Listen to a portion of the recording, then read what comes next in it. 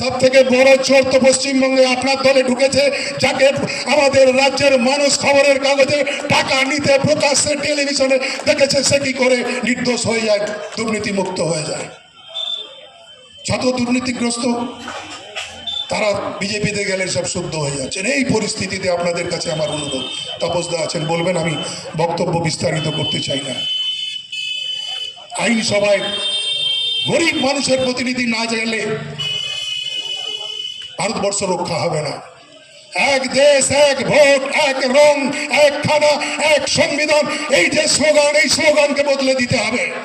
ভারতবর্ষ ধর্ম নিরপেক্ষ দেশ, নানা ভাষা, নানা জাতি, নানা মতের মানুষ বসবাস করেন। সেই ভারতবর্ষকে যারা ছিন্ন বিচ্ছিন্ন করতে চাইবেন, আমরা সেই ভারতবর্ষকে খতম করতে দেব না।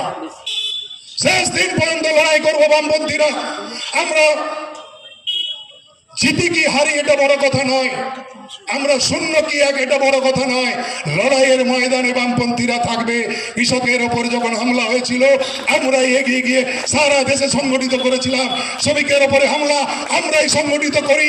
আর আজ যে আইন নিয়ে লড়াই করছেন, বলছেন 100 দিনের টাকা দেয়নি, এই 100 দিনের লড়াইটা কিন্তু বামপন্থীদের 61 জন সাংসদ যখন পার্লামেন্টে গিয়েছিল, কংগ্রেসের ওপর চাপ তৈরি করে 100 দিনের কাজের অধিকার কেড়ে এনেছিল, জল জঙ্গল জমির অধিকার কেড়ে এনেছিল, তথ্য জানার অধিকার কেড়ে এনেছিল। এ ফসল বামেদের ফসল, এ ফসল মানুষ আজকে ভোগ করছে।